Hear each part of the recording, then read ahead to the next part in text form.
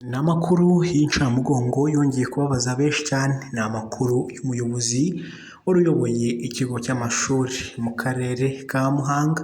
Uyu mwarimu witwa Mitsindo Shitani wayoboraga ikigo cy'amashuri ndetse akaba yanashinzwe amasomo muri groupe scolaire Kabgayi B, yatawe muri yombi n'urwego rw'igihugu rw'ubugenzacyaha RIB kubera ingeso n'ubugizi bwa nabi birimo no guhohotera abanyeshuri b'abakobwa yigishaga, akabasaba ko baryamana mu gihe babyanze, akabakangisha kuzabima amanota ndetse no kuzabirukana.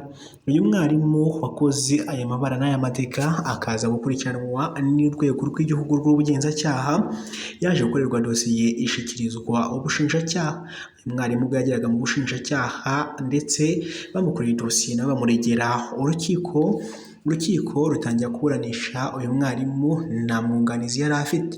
Uyu mwarimu ufite ibyaha birimo gusaba abanyeshuri ko yaryamana nabo kugira ngo agire serivisi abagomba, bikamubwira ukuntu byamugendekeye mu rukiko uburyo yisobanuyemo.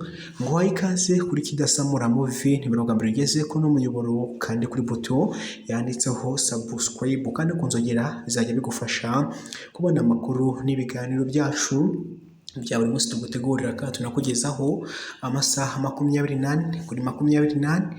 Muhanga Mitsindo Shitani, umuyobozi ushinzwe amasomo muri groupe scolaire Kabgayi B, yabwiye urukiko ko atiteguye kuburana kubera ko nta mwunganizi mu mategeko afite.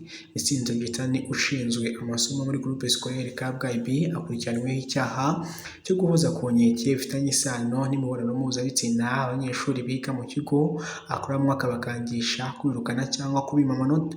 Urukiko rw'ibanze rwa Nyamabuye rwamubajije niba yiteguye kuburana urubanza rw'ifungwa n'ifungurwa, asubiza ko ataburana adafite umwunganizi mu mategeko.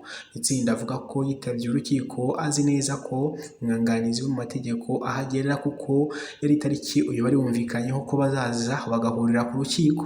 Ati ntabwo niteguye kuburana, niba bishoboka mwanyihanganira umwunganizi wanjye akabanza akaboneka. Urukiko rwahaye ijambo ubushinjacyaha kugira ngo bugire icyo bubivugaho. Ubushinjacyaha buvuga ko ari uburenganzira bw'ushinjwa yemererwa n'itegeko nshinga ya Repubulika y'u Rwanda. Umushinjacyaha yagize ati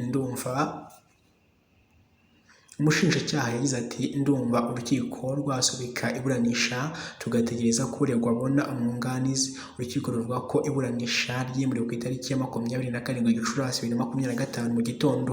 Urwego rw'igihugu rw'ubugenzacyaha rwafunze Mitsindo Shitani tariki 29 Mata 2025 rumushinja icyaha cyo guhoza ku nkeke bifitanye isano n'imibonano mpuzabitsina abanyeshuri biga muri icyo kigo akoramo, akabakangisha kubirukana cyangwa kubima amanota. Icyaha RIB bivuga ko giteganywa n'amategeko kuko uwo gihamye ahanishwa igifungo kuva ku myaka 1 ariko kitarengeje imyaka 2, ihazabu y'amafaranga y'u Rwanda kuva ku 200,000 ariko atarengeje 300,000. Gusa mu buhamya butandukanye bw'abanyeshuri bashinja Mitsindo Shitani ko yagiye abahohotera kuko hari bo yasambanyije abandi akabasoma ndetse hakaba bamwe yakorakoraga gusa. Umwe yagize ati yatangiye kunkorakora arangundira aransoma ku ngufu ndamwiyaka ndakaye nasohotse meze nk'uwahamutse. Cyakora igitangazamakuru cy'umuseke ndi gukesha inkuru ifite inyandiko ya Mitsindo Shitani yandikiye asaba imbabazi umwe bakobwa bari waraje kwimenyereza umwuga hariya. Mitsindo Shitani ushinzwe amasomo muri groupe scolaire Kabgayi B aracyafungiye kuri sitasiyo ya RIB iherereye mu murenge wa Nyamabuye.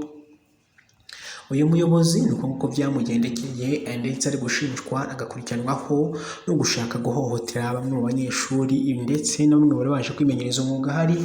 Ni ibintu bisa nkaho ari ubugizi bwa nabi. Urukiko rwakomeje kugenda rumusabira gufungwa iminsi 30 kugira ngo azajye akurikiranwe afunze, mu gihe yavugaga ko ari akagambane yakorewe n'ubuyobozi, akabavuga ko yigeze no kubibwira urwego rw'igihugu rw'ubugenzacyaha ko bamwe mu bayobozi bari kumugambana no kumugerekaho ibyaha mu rwego kugira ngo bamwirukanisha. Ndetse we yanasobanuye ko ngo kuba yarasomanye n'uriya mukobwa w'umunyeshuri byari byo kandi bari barabyumvikanyeho. Bamubajije impamvu yahaye umunota umunyeshuri w'umukobwa kandi amanota atayakwiye, avuga ko yabihatishijwe kubikora n'ubuyobozi bw'ikigo, avuga ko mu gihe atabikoze bari buze kumwirukanisha. ndetse inzu itandukanye uko byamugendekeye. Rero ndagushimiye, Imana iguhe ibyo kurya, amafaranga, ubuzima buzima. Niba ari ubwa mbere ugeze kuri uno muyoboro, nyaboneka nugenda udakanze kuri buto yanditseho subscribe, ubundi ukanda ku nzogera bizajya bigufasha kubana natwe igihe cyose.